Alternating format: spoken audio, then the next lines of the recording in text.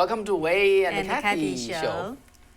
All right, so indeed we have a phenomenon that is happening in San Francisco, very specifically. It is so far only local to San Francisco, but we do have the worry that someday it will come to your neighborhood. So the reason why you present to you what is exactly happened today is so that we can prevent it from happening in the future. Yeah, so a video from San Francisco went viral during the past 48 hours and showing a guy on a bike inside a Walgreens in San Francisco, just shoplifting right in front of the store's security guard. So it supposedly happened around June 14th, just a couple of days ago at a San Francisco Walgreens. Let's take a look of the video. You may have seen it.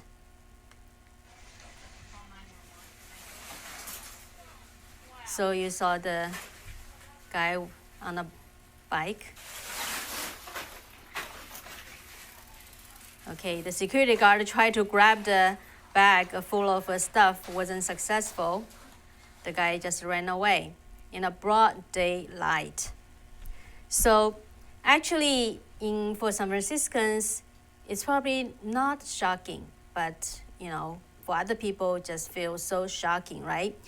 But actually, it's kind of common in the city by the bay. Let's take a look at another video that's back in March. Also in a Walgreens, another Walgreens in San Francisco. You saw this guy jumped over the counter, grabbed something, it's probably an electronics device, just scooted away. So actually the retail stores, they blamed for dramatic increase in the shoplifting on the passage of a Proposition 47 in 2014. And what is that Proposition 47? Right. So this proposition amended California's Penal Code, Section 490.2, which lower penalties for certain thefts.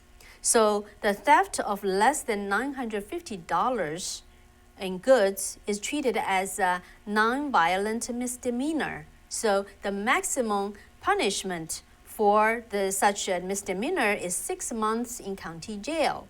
But actually, most of the time, the suspects were just released after one night under some condition. And I was actually personally told by some police officers in San Francisco that under this new DA, the district attorney, who just got elected last year, and so he actually don't even punish those people, sentence or prosecute those people who steal over the value of 950. So the Proposition 47 overall in California is really just kind of decriminalize such criminal behavior and made those crimes just no consequence. So the retail stores just blamed on that. And besides that, the president and the CEO of California Retailers Association, Rachel Michelin, also said it is also because of the new district attorney, Chesa Boudin's policy. So let's listen. And we have partnered pretty well with law enforcement on this. Now we need the prosecutors, like district attorneys, and there are a number of district attorneys across the state who understand the importance of why these crimes are these gateway crimes and why we have to do something to deter them now. Unfortunately, in places like San Francisco, where you're seeing this skyrocket, it's because we don't have district attorneys who are willing to prosecute and really show that the city's not going to stand for this type of criminal behavior. Yeah, so this district attorney in San Francisco, Chesa Boudin, he is a really, really progressive person. He ran on very progressive policies. And so I was told also by the police officers in San Francisco that they are also very frustrated that he does not only not prosecute those thieves who stolen worth less than $950, but also for those who stolen goods for over thousands of dollars, he won't prosecute them, and even some of the violent criminals. Unbelievable. In the city of San Francisco, which is a part of the city, which is a city on the land of America, and we have to ask ourselves why, right?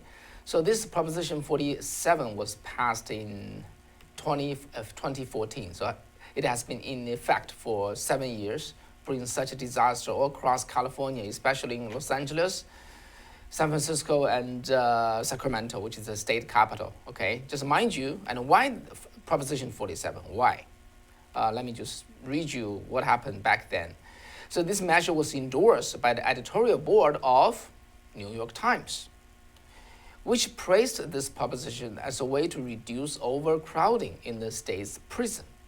And New York Times, Right. back in the East Coast, care about the overcrowding in the California state's prison, and you wonder why. It was also endorsed by the editorial board of another newspaper called the Los Angeles Times, which wrote that the measure was a good, quote, good and a timely measure that can help the state make a smarter use of its criminal justice and incarceration resources. The American Civil Liberty Union, ACLU, also supported this measure and it donated $3.5 million to support it. Okay. And so this is what happened then. And in the name of making good use of a criminal, justice resource, they say, let's be lenient with those, petty theft.